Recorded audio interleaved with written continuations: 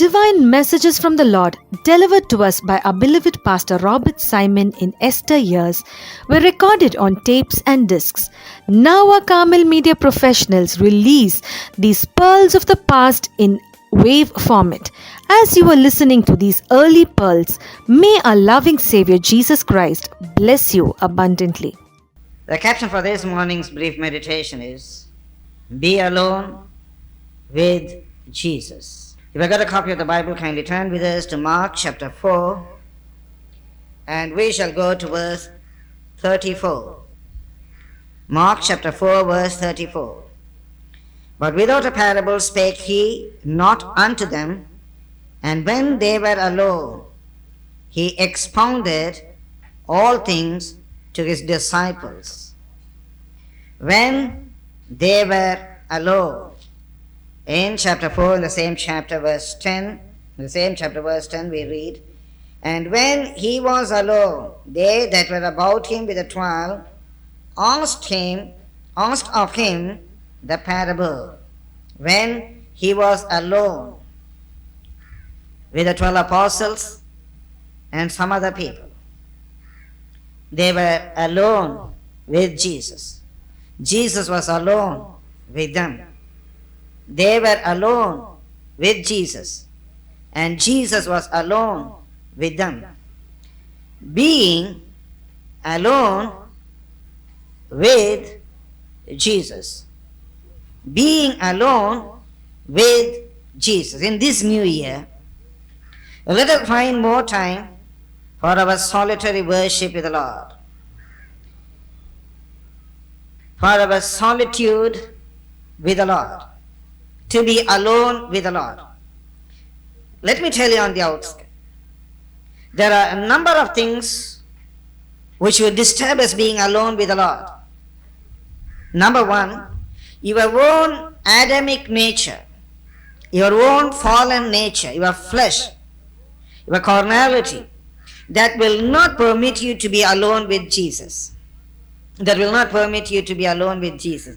You won't find it comfortable to be alone with Jesus unless or otherwise you have cultivated a love for Him. Unless or otherwise your spirit begins to commune with the Lord. As long as we are a scholastic person, being given into the desires of our flesh, we cannot be alone with God. It's not very comfortable. You can sit alone and read a book, a novel. You can sit alone and watch a television program. You can sit alone with some of your friends. You can talk to them. You can sit alone, probably do nothing. But sitting alone with Jesus is not that comfortable for some people because of our carnal nature. Number one, many a time, those who are around us, maybe our own family members, our friends, they may not allow us to be alone with Jesus. To be alone with Jesus doesn't mean that you and Jesus only. It can be you and your family. It can be you and your friends. It can be you and your church. My dear brother, my dear sister, probably your husband is not allowing you to be alone with Jesus. Your wife is not allowing you to be alone with Jesus. One remedy for this problem, try to take that person also to be with you, to be alone with Jesus. John and Andrew, they were alone with Jesus. These 12 disciples and those who were with them, they were alone with Jesus. My dear brother, my dear, you can take your family to be alone with Jesus. And number 3, devil will not permit you to be alone with Jesus. Devil will not permit you to be alone with Jesus. He knows the rich benefits that you can get because you are alone with Jesus. Number 1, your Adamic nature, your carnality, your flesh will not allow you to be with Jesus. Your scholastic personality will not allow you to be with Jesus, to be alone with Jesus. Number 2, those who are with you, your dear ones and near ones, they won't allow you to be with Jesus. Number 3, the devil will not allow you to be with Jesus. Number 4, unless we know to set up our priorities, unless we know to rearrange and organize our priorities, our course of the day, our responsibilities, our work situation, will not allow us to be alone with Jesus. We won't be alone with Jesus because there are a number of things that we have to do in our day-to-day life. There are a number of things that we have to attend to. Those things will not allow us to be alone with Jesus. I have to finish this, I have to finish that. My dear brother, my dear sister, we must know to arrange and organize our daily routine. We must know to arrange and organize our weekly routine, our monthly routine, our annual routine. We must know to organize them. Every day we have got a set of work to do. Every day we have got a set of work to do. You have to get up in the morning. You have to attend to your personal cleanliness. You know that how many minutes it would take for you to brush your teeth, to have a bath, to have a breakfast, or to make breakfast. They are not something very sudden. They are not something very unusual. Many a time we have got problem because we don't plan. We don't plan. We don't know at what time we get up from the bed. We don't know at what time we would brush our teeth. In the morning, maybe from 7 o'clock to 9 o'clock. For some people, before the bath. Some people after the bath, they remember. Now the doctor says it's better that you have, you can better brush your teeth after the breakfast. We don't have set time for these things. We know that we have to do these things. We know how many minutes it would take for our bath. We don't know what water we are going for bath.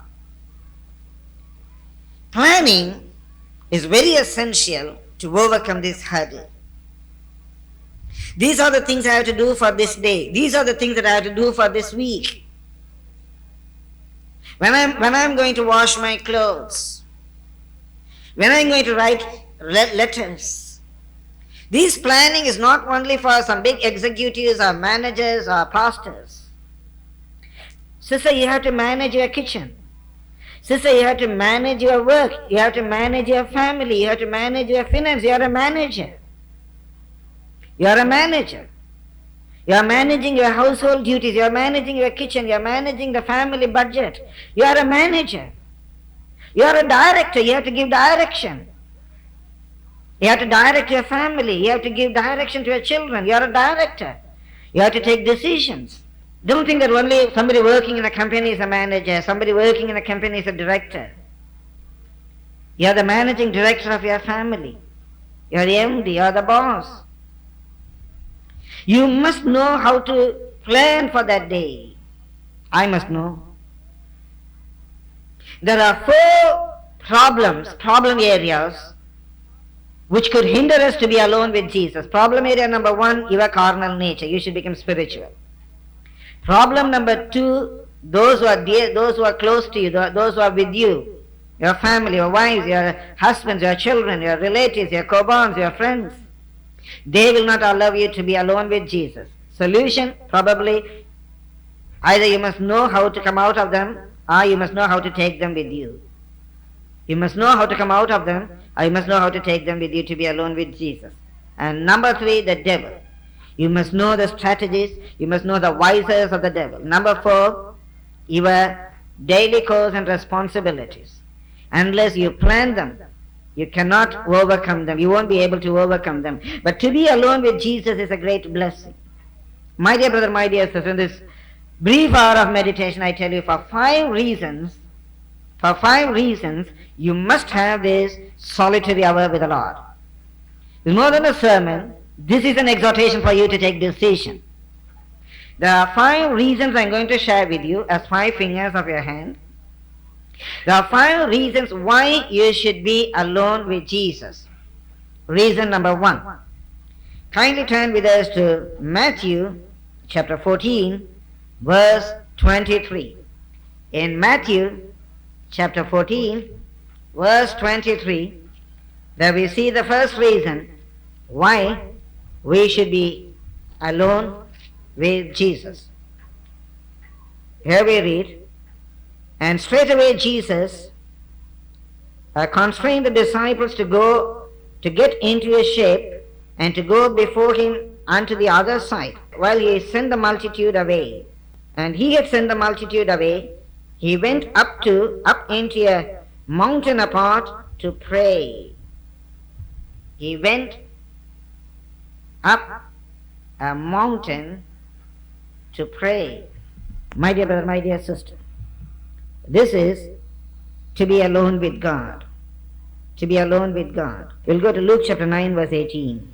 When he was alone praying, I was searching for that passage. When he was alone praying, disciples were with him. Disciples were with him. In one situation we see that he was alone praying. He sent everybody away. He sent the multitude away after performing a great miracle. He sent the multitude away. He was alone praying. Here we see another situation. When he was praying alone, his disciples were also with him. My dear brother, my dear sister, we must be able to take this time to pray alone. You must know to send the multitudes away and spend time at the feet of the Lord praying. I encourage you, every day you must have a solitary hour. Every day a solitary hour to be alone with the Lord. I remember my mother, without fail, most probably say between 11 and 12 in the forenoon, she will be on her knees praying. From my childhood, this has left an indelible memory in my mind. She would send the multitude away. We were 5 children. She would send us to the school. She would finish her cooking. My dear brother, my dear sister, by 11, she would go to be alone with the Lord. It was a wonderful practice my mother had for a very long time. To be alone with the Lord. You must be able to find a very convenient time in your life to be alone with the Lord. In the church where I was attending in the beginning, I was able to learn and cultivate very good habits. I don't get into the dispute whether those things were right or wrong. Many a time, the end justifies the means. In that church, we are not permitted to participate in the Lord's Supper if we haven't prayed for at least 1 hour a day. If we haven't prayed at least for 1 hour a day before the Lord's Supper, they used to say, those who don't pray for at least 1 hour a day don't participate in the Lord's Supper. It has been a practice in many churches. Those who don't come for the prayer meetings of that church, they should not participate in the Holy Communion. In some churches, it's a practice to have a 3-day prayer meeting or 2 days prayer meeting before the Lord's Supper. And a member of a congregation which doesn't attend the prayer meeting, that should not participate in the Holy Communion. My dear brother, my dear sister, though I don't underline or highlight participating in the Holy Communion, or I don't underline the regimentation, but my stress on the prayer life. My stress is on the prayer life. Are you able to find time to be alone with the Lord, a solitary hour, in solitude with the Lord, to pray?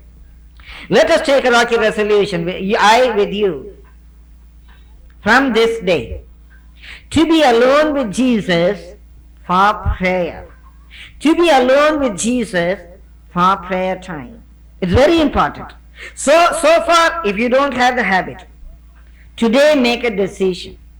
Try to find at least 1 hour in a day to be alone with Jesus.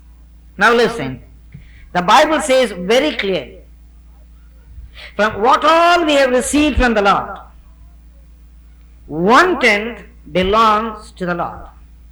It is the Lord's. He is not giving to the Lord, that belongs to the Lord. From everything what you receive from the Lord, 1/10 belongs to the Lord. Time is something very precious that we receive from the Lord. And I strongly believe 1/10 of your timing, 1/10 of your 24 hours very certainly belong to the Lord. Belong to the Lord. My dear brother, my dear sister, when I say 24 hours, it's probably 2 hours 24 minutes, am I right? 2 hours 24 minutes. Your 2 hours 24 minutes are belonging to the Lord. That's the Lord's time in your day. In a week, 1 day out of 7 days belong to the Lord. In a day, more than 2 hours belong to the Lord. We have got time for sleep. We have got time for family call. We have got time for our business. Now, you must give time for your Lord. That's not for the Lord to be benefited with you. That is to build up your spiritual man. Our physical man has got a lot of needs. We need good food. We need good water. We need good air. So we are spending money for that. Now many a time we all go for purified water or mineral water. We want good water, or we use AquaGuard water, filtered water. We want good water. We want good food. Our body needs some. We can't have contaminated food. We are very careful. We know what our body needs. Similarly, our soul needs. There are psychological needs. There are intellectual needs. There are emotional needs. Our soul needs a lot of things. Similarly, we have got a spirit. We have got a spirit. Unless our spirit man is strong, the whole structure will collapse. No use that physical man is strong or the scholastic man is strong. Every day we have to feed the spirit man that is in us. We should be strengthened in the inner man. Only because of the strength in the inner man we will be able to destroy the outer man, the scholastic man. Our inner man must be strengthened with, that is the spirit man. To have our inner man strengthened with, we must know to have a time alone with the Lord. Martin Luther says, when I know that I have to attend to a lot of responsibility on a particular day, when I know that I got a lot of decisions making, I got a lot of programs to attend, when I know the intensity or when I know the importance of the day's assignment, that day I know very well that I should spend more time in the presence of the Lord to derive my strength for my day-to-day work. Dear sister, you got time to make coffee. You got time to make breakfast for your children, for your family. You love your family very much. You got time to wash the clothes, to clean the house. You got time for so many things. Now you say, I don't have time for prayer. Somewhere you have to rob to keep this priority first. But you got time for television. You got time for the newspaper. You got time for your office work. You got a time to talk with your friends. Young girls, you got time for phone. You got time for so many things. I don't say anything is not important. But prayer, or being alone with the Lord, is not less important. That is priority number one. Probably you can cut 1 hour sleep. Probably you can take 10 minutes time from your sleep. Probably you can take another 10 minutes time from your television. Probably you can rob another 5 minutes from your newspaper. Probably because you are planning your work, you may be able to save another 10 minutes. Probably you have learned to keep things in its proper places. You are searching for everything. You are searching for your purse. You are searching for your keys. You are searching for your pen. You are searching for the gas stove lighter or the matches. You are searching for the knife. You are searching for this. You are searching for that. If you learn to keep everything in its proper places, probably you can easily get 10 minutes every day.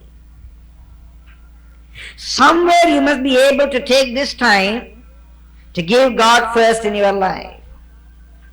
Seek the Lord and the kingdom of God and His righteousness, and you shall lack no good things. All these things what the Gentiles seek after, all those things shall be added unto you, shall be given unto you.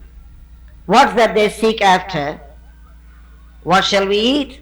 What shall we drink? With what shall we be clothed? The Heavenly Father knows that you need all these things. All these things shall be added unto you. All these things shall be given unto you. Seek the Lord, His kingdom and His righteousness. First, set up, rearrange your priorities. Try to spend at least 2 hours with the Lord in a day. Try to spend at least 2 hours with the Lord every day. And set apart 1 hour for prayer. As you are listening to it, if you feel, no, Pastor, it's impossible, I tell you very well, certainly it's impossible with you. If you believe it is possible, the Spirit of the Lord will help you to make it possible. Somewhere you have to rearrange your schedule for the day. Not only schedule for the day, you must plan for the week. When I'm going to wash my clothes every day, every week, you have to plan. You have to plan for the week. Spread it out. Spread it out. Certain things you are going to do once in a month. Spread it out. Certain things you are going to do only fortnightly. Spread it out. Certain things you are going to do only once in 2 months. It's not that every day you are going to the ration shop. It's not every day you are going to pay the phone bill. It's not every day you have to go to the bank. It's not every day you have to do this shopping. Spread it out. Plan for the month. Plan for the year. Plan for the week. Plan for the day. Praying or setting apart 2 hours for the Lord or for your spirit man, it's not at all difficult. In that, 1 hour at least you must spend in prayer, because Jesus said, watch and pray at least for an hour, lest you be tempted. Lest you be tempted. All through the day, probably in many areas we fall, we stumble, we get tempted, or we yield, we are defeated, we get defeated, because we don't have 1 hour at least for prayer. To be alone with the Lord. My dear brother, my dear sister, to be alone with the Lord for prayer is communing with Him. God willing, yet another day I will speak to you on your solitary prayer. The Bible gives us how we should spend time in our solitary prayer. Your solitary prayer has got 4 basic components. If you want just to make a note of it, your solitary prayer has got 4 basic components. My dear brother, my dear sister, it has got prayer, petitions, supplications, praises. If I put it in a better order, praises, petitions, supplication, and prayer.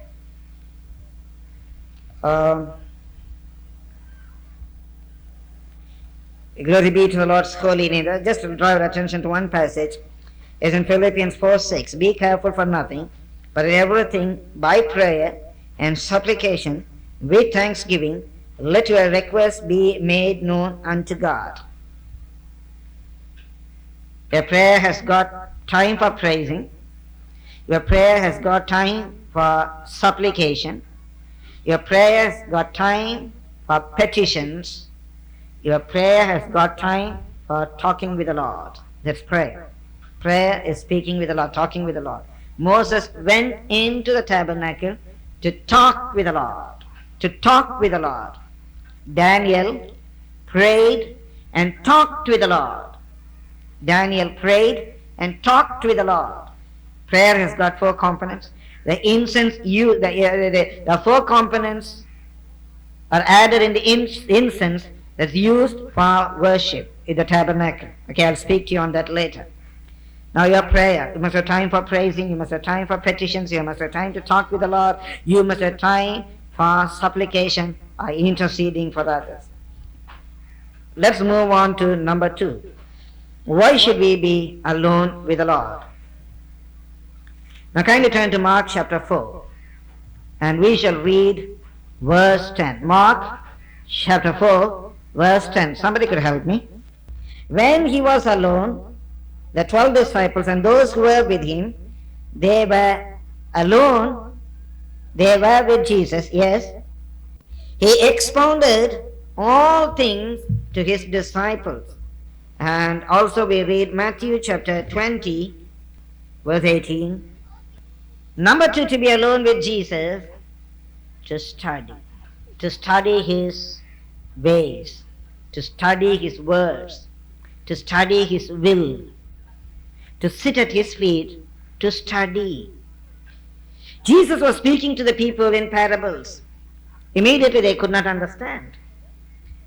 So when Jesus was alone, they went and sat with Jesus to study, to understand. They are sincere. When Jesus was alone with his disciples, he started explaining, expounding the parables, the difficult passages. Reading the Bible is one thing. Studying the Word of God is yet another thing. Reading the Bible is one thing. Studying the Word of God is yet another thing. My dear brother, my dear sister, many years back, maybe 20 years back, or much more than that, the time that I got saved, 75, 76, probably I think it was 70, after 77. 5 years since I got saved.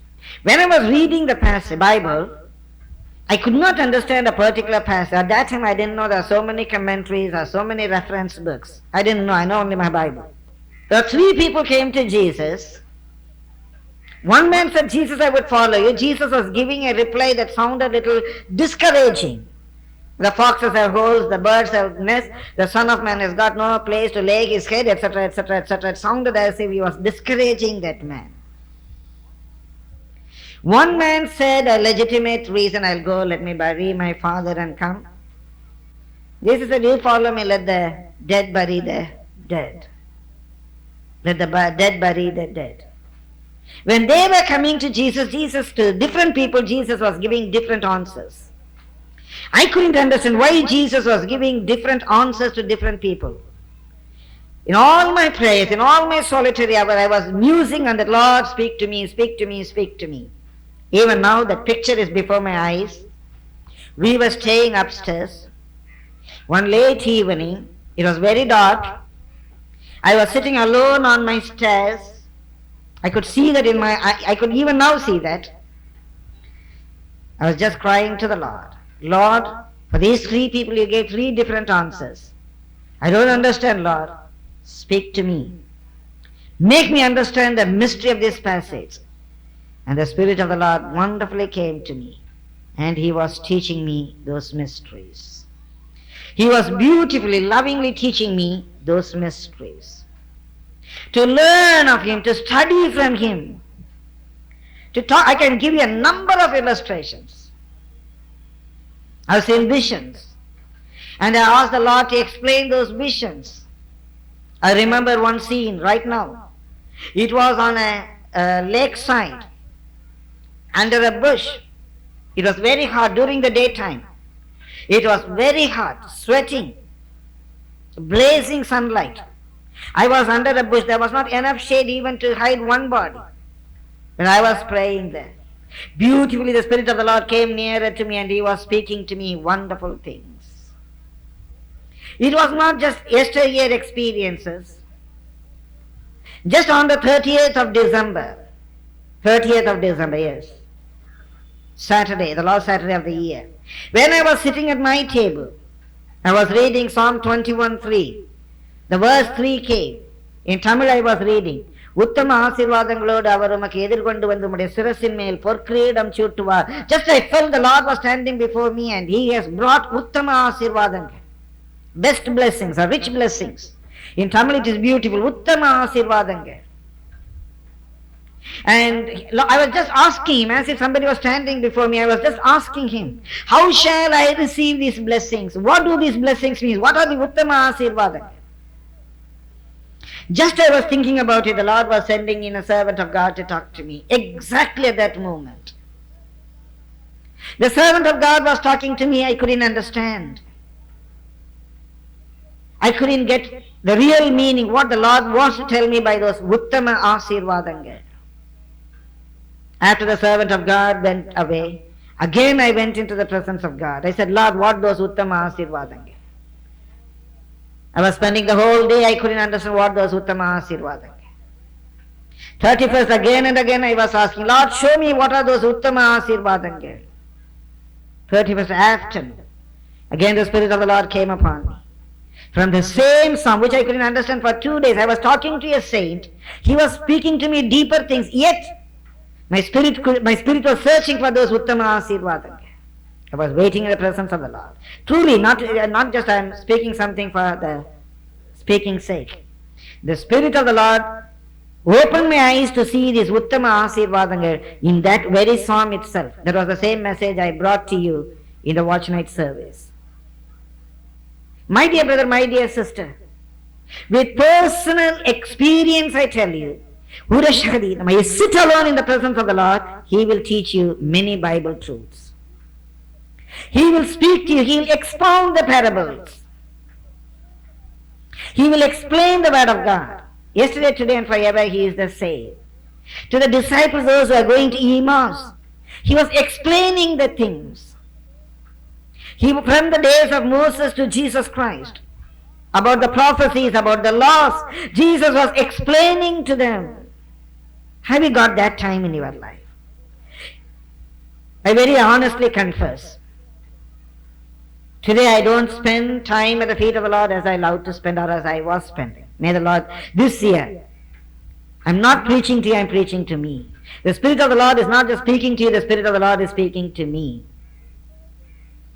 I said you need 2.5 hours at least to give into the hand of the Lord. You need at least 2.5 hours to give into the hands of the Lord. To be specific, 2 hours 24 minutes.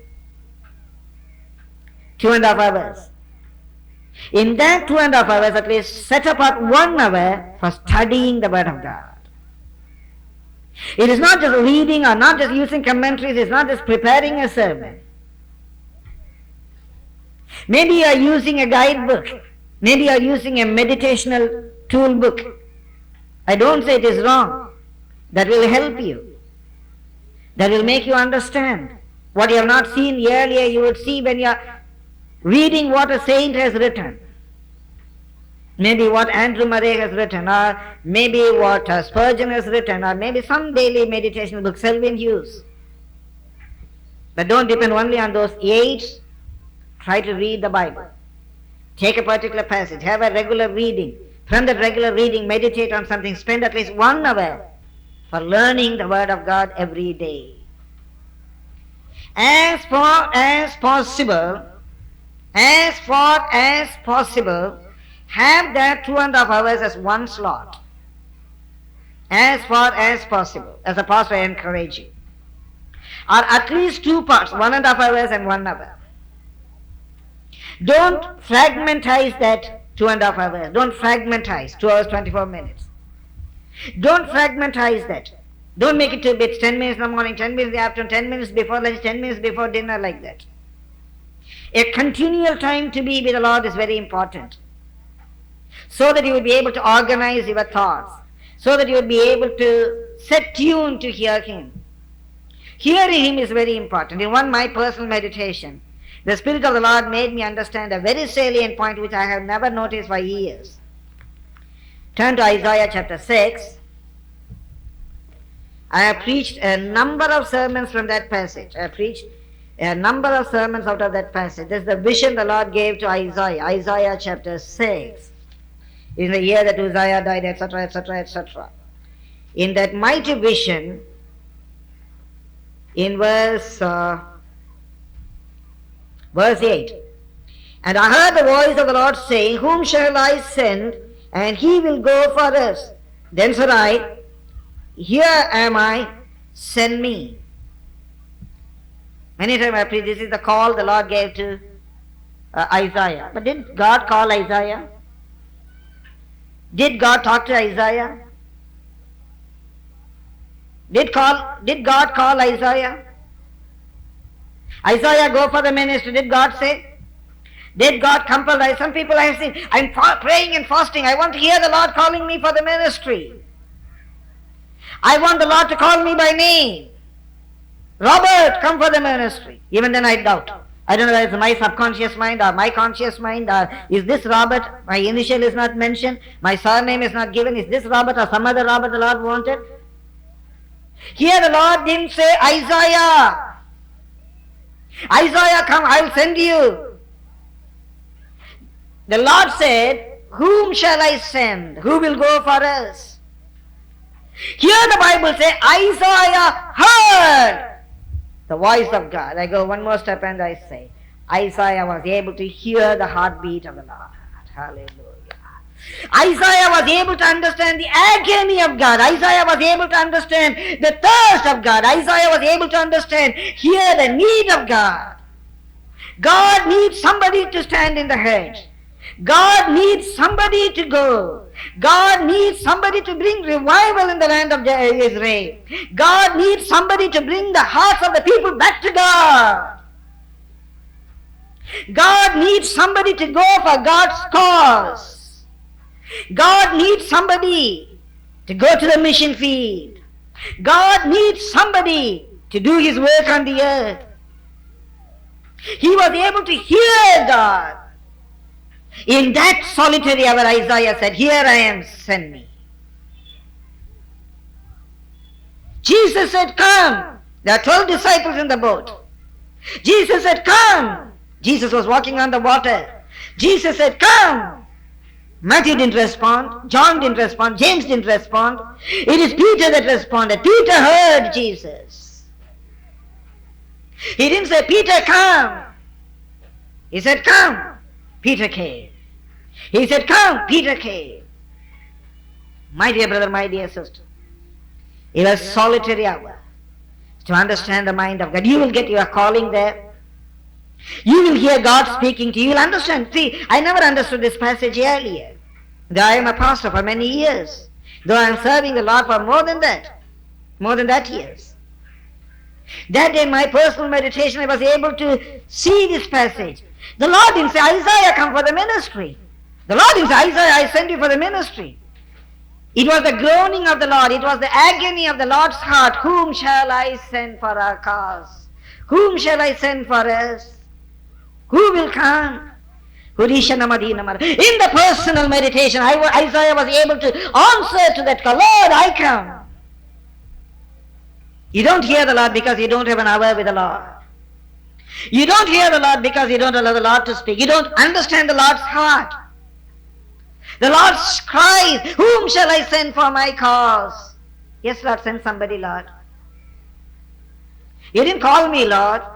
It's not I, Lord. My dear brother, my dear sister, in your personal meditation, you will study God's mind, God's word, God's will, God's way, etc., etc., etc. And number 3, very quickly go, chapter 17 of Matthew, verse 1. He was bringing Peter, John, James to a high mountain to be alone with them apart. He brought them apart from all the other crowd. To be alone with them. We read the same thing in Mark chapter 6, verse 2. Glory be to the Lord's holy name. In Matthew 17:1, we see that he was taking them alone. He was taking Peter, John, and James to a high mountain to be alone with them. My dear brother, my dear sister. Now here the purpose was different. Why he wanted to be alone with them? To reveal his glory to them. To reveal his glory to them. To reveal God's glory to the disciples. So it's not only to pray, it is not only to study the word of God, to behold the glory of God. Now the retreat is arranged for that. For this we have to pay an extra amount. You have to climb up a mountain. You have to go to a distant place. You have to go to a solitary place. Every day they were meeting in the synagogue. Probably when Jesus is alone, they were going and talking with Jesus. And they were meeting on the beach. They were meeting in some wilderness. But this particular situation, Jesus was taking them to a high mountain. Climbing up, climbing up, climbing up. It was painful. Oh, everybody else is resting. It's so painful for me. Should I take this extra pain? It is not just for a Sunday worship service. It's not just for a Bible study.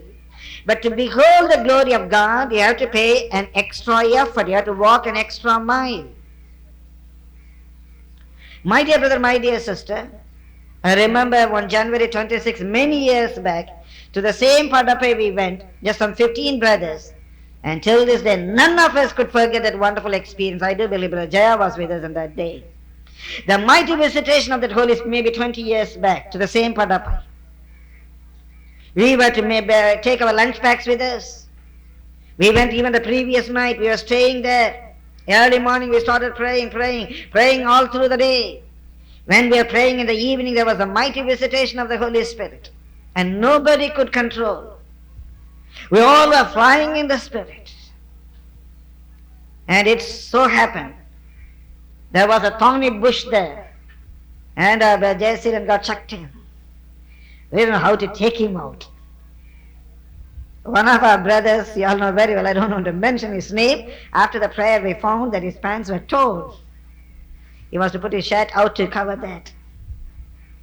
I don't say all these things must happen. It was a wonderful visitation. We could not stop. It's not pumping in. It's a spontaneous flow of the Holy Spirit. 20 years passed by, still it's green in my mind. It is to behold the glory of God, leaving all of it. It's difficult. It's one holiday you can spend with your family. It's a holiday you have to spend money. You have to spend time. You have to get a bus. You have to come there. You are willing to undergo that expenditure. That pays. It is to behold that glory. No, Lord, I don't want all those things. It is not only to read the Bible. It's not only to pray. It is to behold the glory of God. And before I conclude, the fourth one, we read in Matthew chapter 17, verse 19. Matthew chapter 17, verse 19. Number 4, it was a difficult situation. I need more time to explain this passage. They had a practical problem in their ministry. They could not cast out a devil. They don't understand why they could not cast out the devil. It was puzzling. They don't understand that spiritual situation. Why could not they cast out the devil? Many a time in our spiritual walk of life, we get puzzling situation. Why can't this? Why can't I do it? Why can't I have it? Why should this be? What is this mystery? What is rapture? That's deeper things. For those things we don't have an immediate answer. We are alone with the Lord to find an answer to our puzzling questions. Probably at that point you'll understand why your husband behaves like that, why your wife is like that, why my son is like that. I've got a number of wives. Why is he doing like this? Why is he not obeying me? Why is he responding like this? What shall I do? How can I correct my son? How shall I behave with my wife? How shall I behave with my husband? We have got a number of questions in our life. To find an answer to all our puzzling situations. Why? How? Wait at the feet of the Lord. And finally, it's Mark chapter 6, verse 21. To be alone with Jesus, to have rest. But that rest is not just physical rest, because we read there when Jesus took them to a resting place, even there was a ministry for 3 days. But rest is not just to pray, it's not just to study the Word of God, it's not just to behold the glory of God, it's not just to find answer to all your puzzling life situations. Just be in His presence. About the bride we read, sitting under the apple tree. Sitting in the presence of God. For what? Just enjoy. Leaning upon Him. Just be immersed in the love for Him. Just resting on His bosom. Are you praying? No. Are you meditating? No. Are you asking answers for your puzzling life situations? No. Are you beholding the glory of God? No. What are you doing? Resting a while. Alone with Jesus.